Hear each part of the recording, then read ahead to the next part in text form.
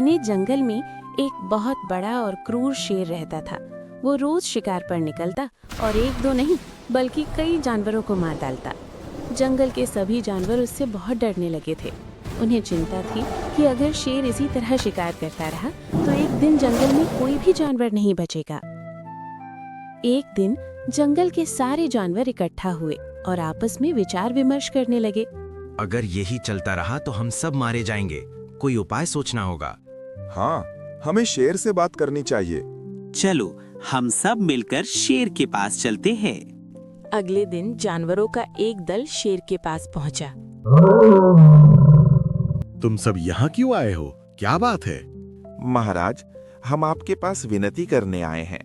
आप हमारे राजा हैं और हम आपकी प्रजा। जब आप शिकार पर निकलते हैं तो बहुत सारे जानवर मार डालते हैं। आप सबको खा भी नहीं पाते, फिर भी उनकी जान चली जाती है। इससे हमारी संख्या लगातार घट रही है। अगर ऐसा ही चलता रहा तो कुछ ही दिनों में जंगल में आपके सिवा कोई नहीं बचेगा। प्रजा के बिना राजा भी राजा नहीं रह सकता। हम चाहते हैं कि आप सदा हमारे राजा बने रहें। हम आपसे निवेदन करते हैं कि आप अपने घर पर ही रहें। हम रोज बारी बारी से एक जानवर आपके भोजन के लिए भेज दिया करेंगे। शेर ने थोड़ी देर सोचा। रोज रोज शिकार के पीछे भागने से अच्छा है कि मैं इनकी विनती स्वीकार कर लूं।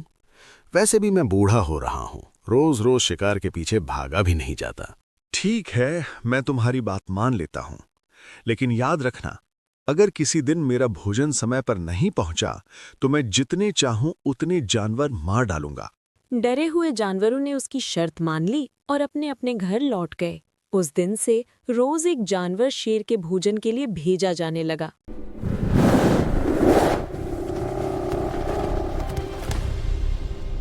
कुछ दिनों बाद खरगोश की बारी आई।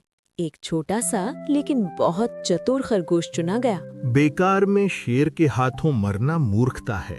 मुझे अपनी जान बचाने के लिए कोई उपाय करना होगा और हो सके तो सबको इस मुसीबत से हमेशा के लिए छुटकारा दिलाना होगा।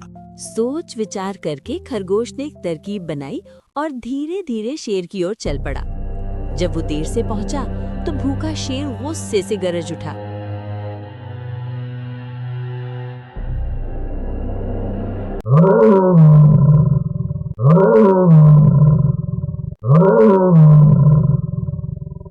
इतनी देर क्यों लगा दी? और तुम तो इतने छोटे हो। किस बेवकूफ ने तुम्हें भेजा है? महाराज, कृपया मेरी बात सुन लीजिए। असल में आपके भोजन के लिए 6 खरगोश भेजे गए थे, लेकिन रास्ते में हमें एक और शेर मिल गया। क्या? दूसरा शेर? उसने क्या किया? महाराज, उसने 5 खरगोशों को मारकर खा लिया। वो कह रहा था कि वही इस जंगल का असली राजा है। क्या कहा? वो कहाँ है? मुझे अभी उसके पास ले चलो। महाराज, वो पास के कुएं में रहता है। खरगोश शेर को एक गहरे कुएं के पास ले गया।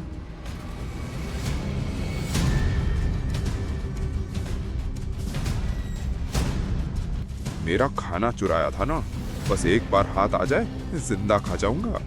महाराज, वही इस कुएं में छुपा है, जरा अंदर झांक कर देखिए। शेर ने जैसे ही कुएं में झांका, उसे पानी में अपनी ही परछाई दिखाई दी। अरे, ये रहा मेरा दुश्मन। अपनी ही आवाज की गूंज सुनकर शेर को लगा कि दूसरा शेर भी दहाड़ रहा है। गुस्से में वो कुएं में कूद पड़ा और डूबकर मर गया।